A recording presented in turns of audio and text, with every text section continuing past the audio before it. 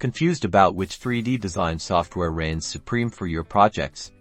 Let's settle the SketchUp vs Rhino debate once and for all. First, SketchUp, the go-to for architectural modeling, shines with its intuitive interface and vast library of pre-made components. Its strengths lie in quick conceptualization and ease of learning, making it perfect for architects and interior designers needing rapid prototyping.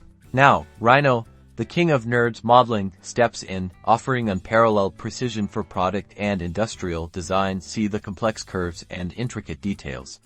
Rhino's your champion when accuracy is paramount, catering to professionals in shipbuilding, jewelry design, and advanced manufacturing.